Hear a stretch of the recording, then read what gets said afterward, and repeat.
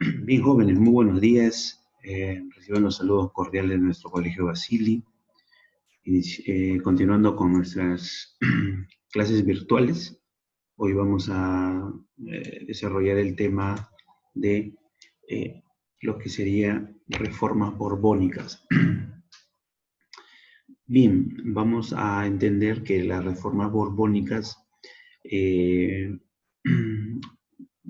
son medidas políticas, económicas, administrativas que se dan en el contexto de la crisis española. Quiere decir que estas llamadas reformas van a buscar sacar de la crisis a España, pero hay que recordar de que estas reformas borbónicas van a darse eh, cambiando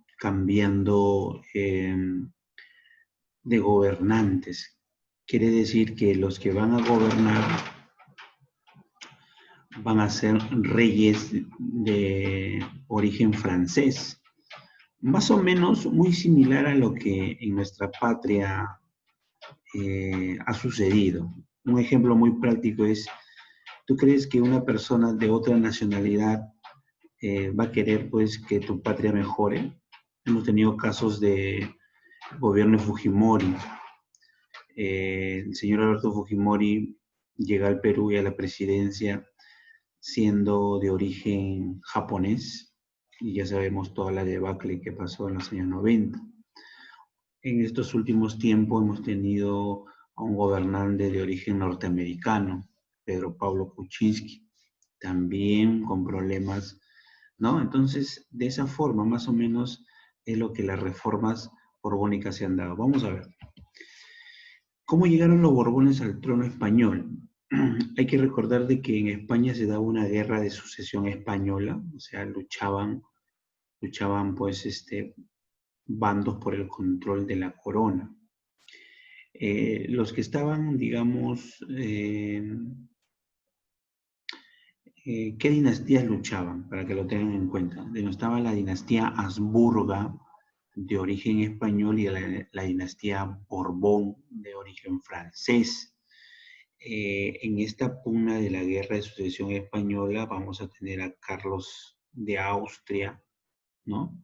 Apoyado por Aragón, Austria, Inglaterra, Portugal y Holanda, y Felipe de Anjou, apoyado por Castilla y Francia, ¿no? La familia Castilla de España, ¿no? Había una lucha entre las dinastías. Eso se llamó la Guerra de la Sucesión Española. Algunos querían que la dinastía Habsburga, de origen español, sea la que continúe, con lo que digamos ya se había dado hasta el virreinato, y otros decían no, que ingrese la dinastía Borbón, ¿no? Y finalmente esta guerra va a culminar con el llamado Paz de Utrecht, o llamado el Tratado de Utrecht en 1713, cuando los Borbones van a tomar el control del poder, ¿no?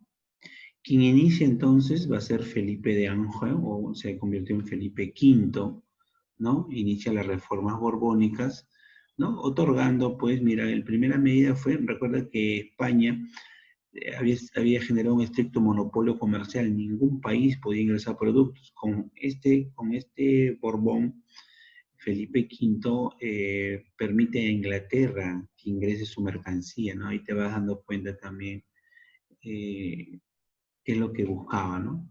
Luego se da Fernando VI y con Carlos III se inicia, ¿no? Las políticas administrativas en América, y continúan con Carlos IV, ¿no? Aquí se va a dar el despotismo ilustrado, se aplica el reglamento de libre comercio. De esta forma, digamos, los Borbones de origen francés toman el control de la corona española, ¿no? Algunos dicen que esto va a acelerar la crisis de España, ¿no? Y más o menos se entiende, porque una persona de otra nacionalidad muchas veces no va a buscar el bienestar, ¿no? Entonces ahí tenemos ¿Qué fueron las reformas borbónicas? Fueron cambios estructurales en la parte económica, política, social y territorial, ¿ya? Fueron cambios que hicieron los Borbones de origen francés en, eh, en España y también repercutieron en sus colonias, ¿no? Eh, en América, en las colonias, quien va a generar estos cambios va a ser Carlos III. ¿Qué se quería conseguir con estas reformas? A ver, a nivel económico era aumentar los ingresos de la corona mediante la recaudación de impuestos, ¿no? Incentivar la industria y el comercio español. A nivel político, recuperar el control político de la corona sobre sus colonias en América, ¿no? Acabar con el poder de los corregidores. A nivel social, restablecer el predominio de los peninsulares, o sea, de los españoles, sobre los criollos que estaban ganando territorio. Territorialmente, mejorar la administración colonial para combatir el contrabando y defender los dominios españoles frente al ataque de los ingleses. A nivel religioso, incrementar el poder del Estado sobre la Iglesia Católica, controlando las órdenes religiosas más importantes, ¿no? Entonces, estos fueron los objetivos de la reforma y estas fueron las principales reformas que se dieron. A nivel económico, lo más trascendental va a ser el libre comercio. Se van a crear nuevos puertos, ya el Callao no va a ser el único puerto, ¿no? A esto se otorga el navío de permiso, ¿no? Se establece el libre comercio, se crean las aduanas, se crean nuevos impuestos, ¿no?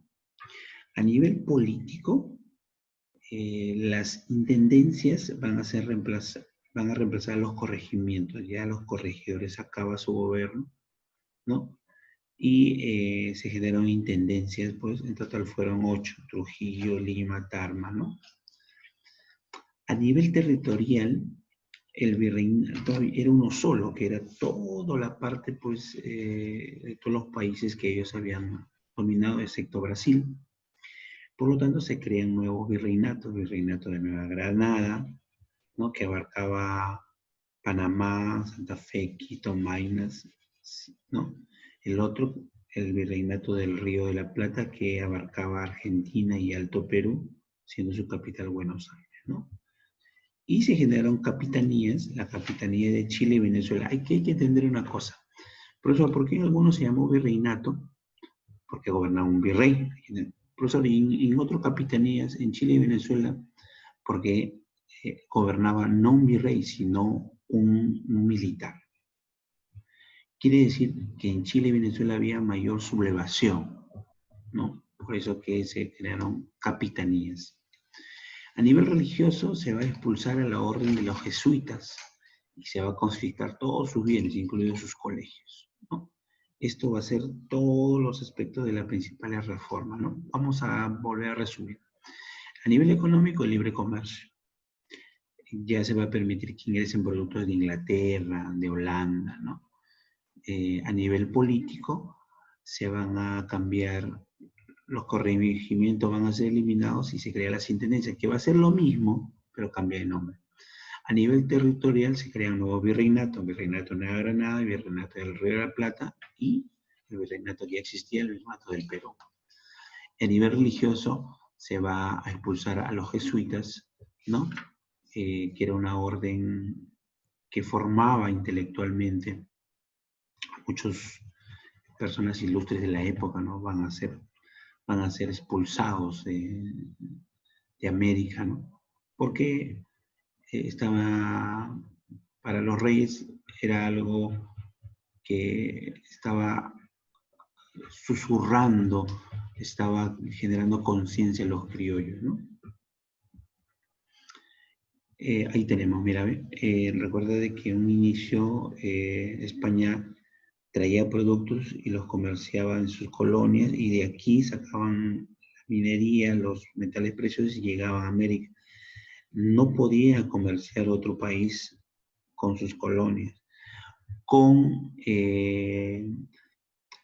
Con la reforma borbónica se acaba esto y se crean nuevos puertos, ¿no? El puerto de Buenos Aires, el puerto de Valparaíso en Chile, ¿no?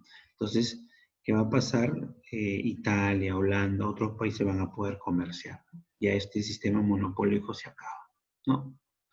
Dice los Borbones que querían terminar con un sistema con un monopolio que favorecía el contrabando y la evasión de impuestos. Luego se crea el reglamento de libre comercio.